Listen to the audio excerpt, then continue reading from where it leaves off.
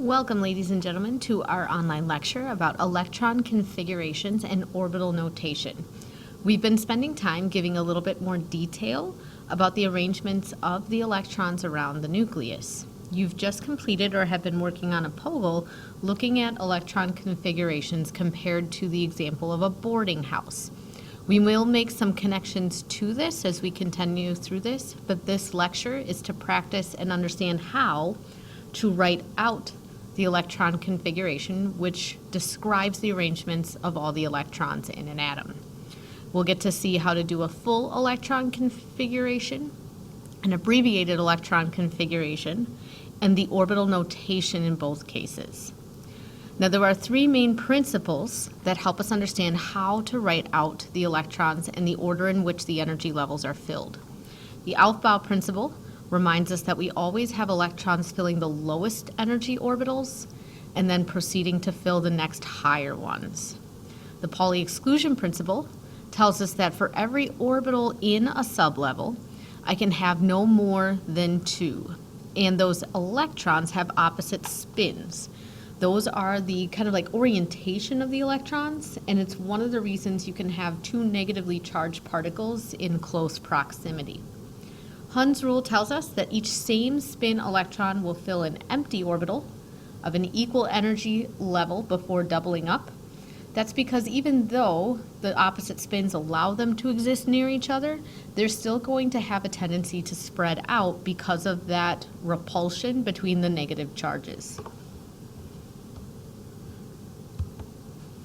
Now, the format includes three things: a large number as the energy level, a letter indicating the sublevel or type of orbital, and a superscript number that is going to tell us how many electrons are in that sublevel. Realistically, the only sublevel that potentially isn't going to be filled is way at the end of your configuration. Unless you're doing excited state configurations, everything should be completely filled until the last energy level and sublevel.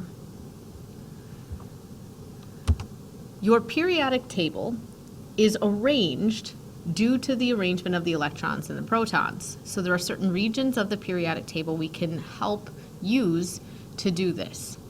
The easiest way to do it is to go by my order of the rows. Remember, each row indicates a new filled energy level of electrons.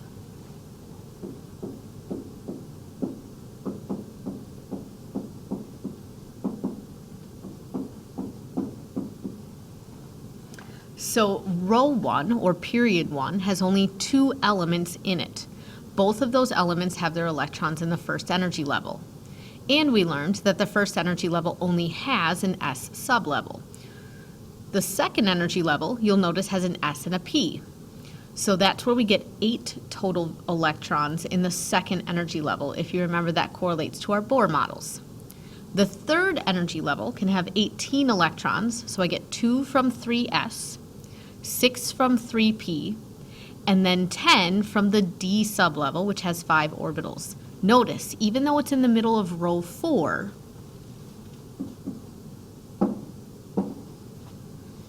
3D is the first energy level that has a D sublevel. What this tells us is that there's a little weirdness in our energy order as we start getting more complex atoms. What we've observed is the 4s sublevel actually is a little bit lower energy than the 3d sublevel. So that's why elements that have their electrons in these regions are a little bit more difficult to determine valence electrons for. But as long as we go from row to row and write down anything we pass along the way, we will be representing them in the correct order. So all I'm going to do is move through the periodic table elements, kind of like playing Battleship, and listing everything I pass until I get to the one I want to look at. So these steps tell us how to write an electron configuration. First, I want to locate the element on the periodic table.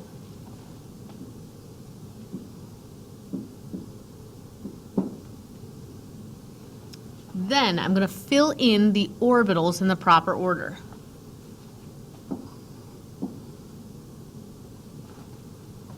Then I'm going to check my total number of electrons and make sure it equals the atomic number.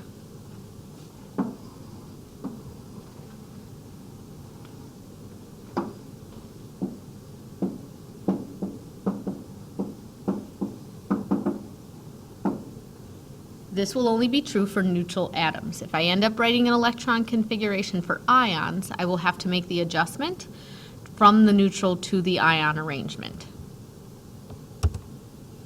So let's take a look at some examples.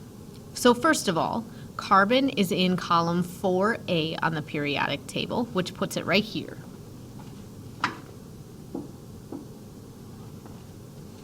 Then it said I'm going to start by filling the lowest sublevels first, which means I start at energy level 1, sublevel S, and I'm going to move through the periodic table.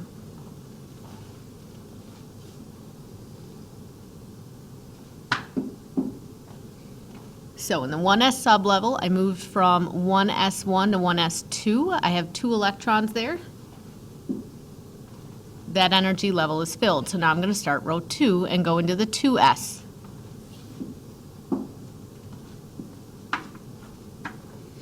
I fill that, so I write 2s2. Then 2p is the next section I hit, and carbon is 2 positions into the p block.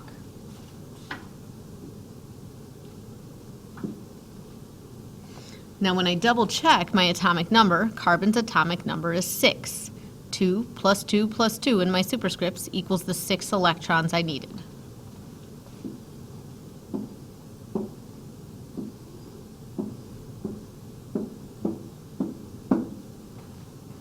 So then I'm simply going to follow the same patterns all the way through. Now, it does get a little bit interesting when I get down to the levels where I have the D block involved. So I'm going to have us take a look at this one a little bit lower at the Fe.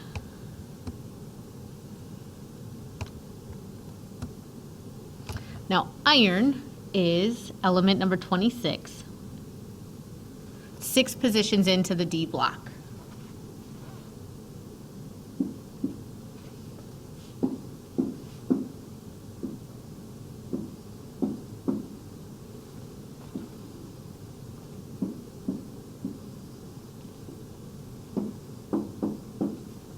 So I continue through. I started at 1s. I went 2 elements through there. Then I went to the 2s2 and finished 2p6. I haven't gotten to my element yet, so I keep going.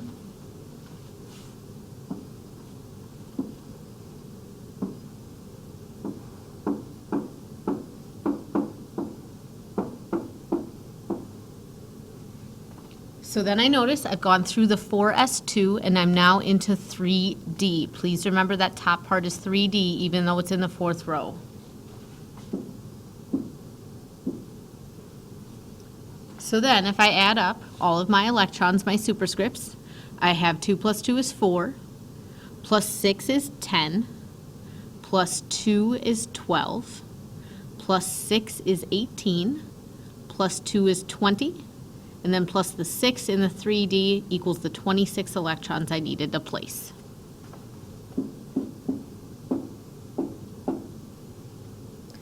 Now hopefully you can tell that if I would have to write those out for very large elements, they could get really long. So scientists decided to create a shortcut, a way to represent the majority of the electron configuration and only have to write out the part where the valence electrons are. That shorthand notation is going to depend on noble gases. We've learned that noble gases are the way they are because they already have a full valence shell. They're stable, so it's a good way to kind of anchor our shorthand. So let's take a look at the one for chlorine. You'll notice that chlorine element 17 is in the 3rd row.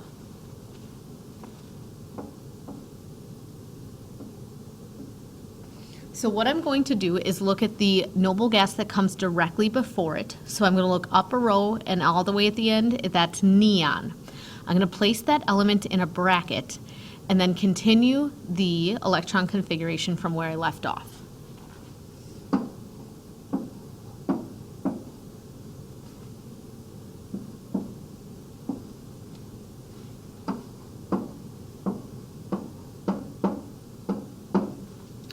So what you'll notice is that the Ne is representing 1s2, 2s2, and 2p6, the electron configuration of the noble gas. Then the 3s2 and 3p5, 2 plus 5 equals 7, Energy level 3 is the outer energy level. Those are the valence electrons.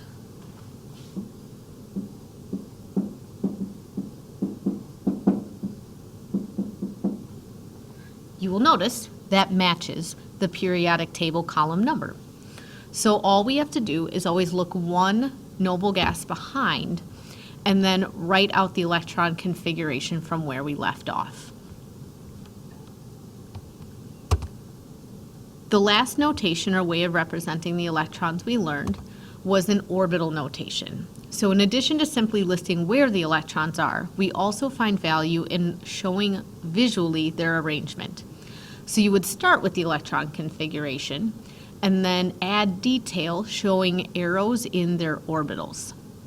Now, the fluorine one is done for you, and you should take a moment right now to write that down. I'm then going to do the sulfur one with us together. Now, sulfur is element 16. It's in the third row, so I'm going to start by writing out the electron configuration below.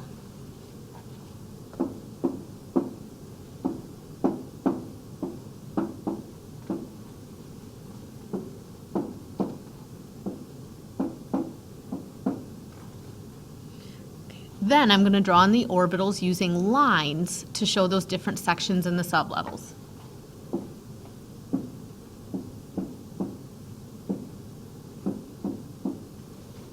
Make sure that you always represent the correct number of orbitals per sublevel. I'm then going to go through and put the electrons in, starting with the lowest energy sections.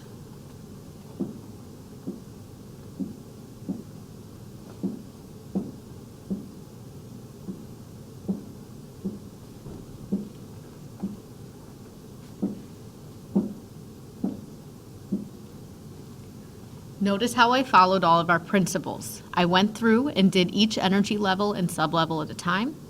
As I moved through, I always did the same spin one at a time first and then went back and paired up. And then in the last sublevel, you'll notice that it's not full. I have 2 that are singles and then 1 set that is paired. You'll notice that there are 6 electrons in energy level 3, and those are the 6 valence electrons that sulfur has.